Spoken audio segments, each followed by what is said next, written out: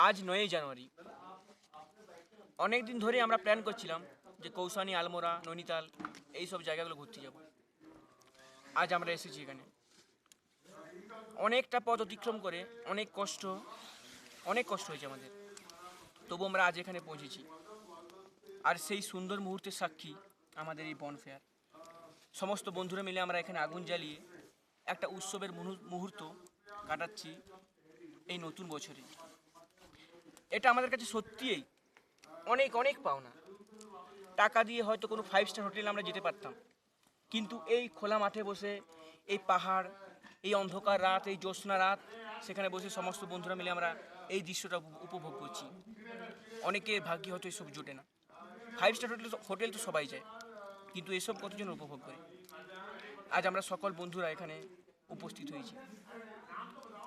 আজ থেকে হয়তো 30 বছর পর যখন আমরা এইসব দৃশ্যগুলো উপভোগ করতে পারবো না, যখন হয়তো কোনো সময় দেখব এই ভিডিওটা আমরা, তখন আমরা এই দৃশ্যগুলো নিজের চোখের সামনেও ভাবতে পারবো।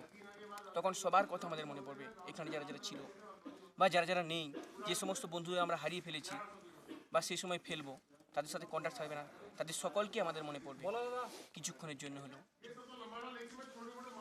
এই আনন্দ মুহূর্তে আমি সব বন্ধুদের সামনে একটা কবিতা পাঠ করে শোনাতে চাইছি। আফ্রিকা, রবীন্দ্রনাথ ঠাকুরের লেখা একটা সুন্দর কবিতা।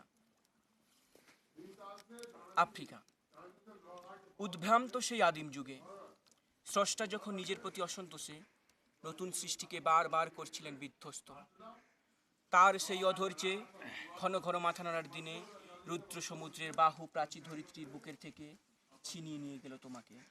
আফ্রিকা, বাঁধলে তোমাকে বনস্পতির নিবিড় পাহারায়, কৃপণ আলোর অন্তঃপুরে, সেখানে নিভৃত অবকাশে সংগ্রহ করছিলে তুমি দুর্গমের রহস্য, চিনছিলে জল, স্থল, আকাশের দুর্বোধ সংকেত, প্রকৃতির দৃষ্টি অতীত জাদু মন্ত্র জাগাচ্ছিল তোমার চেতনাতীত মনে।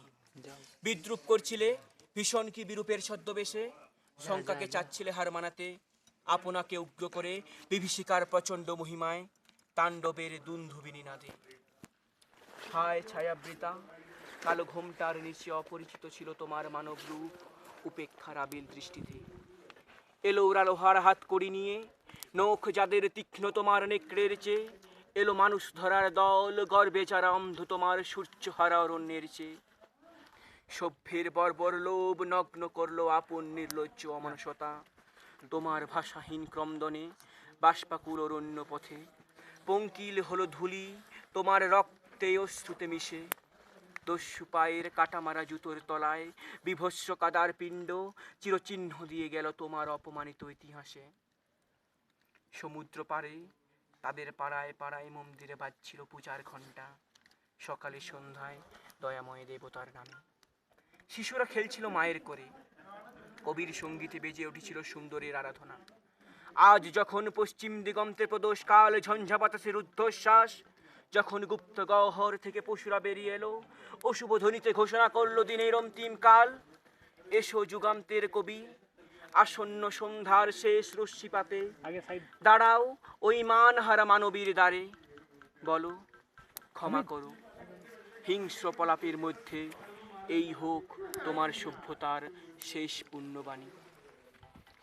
এই কবিতাটা আমাদের সকল বন্ধুর নামে, যারা এখানে উপস্থিত আছে সবাই, শঙ্কর, সুদীপ্ত, এডিটিং লাইট, শুভাশিস, তাপস, এই শিবনাথ, তারপর আলী, অনিরুদ্ধ, আর সুমিত, আর আমাদের ক্যামেরাম্যান হচ্ছে ইন্দ্রজিৎ, আর আমি রানা পাহাড়ি রাজা, আর আমি রানা পাহাড়ি রাজা বন্ধুত্বের নামে।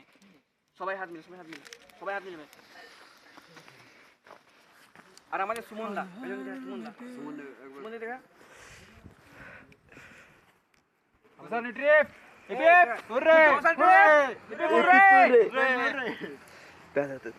ভিডিও এ করলে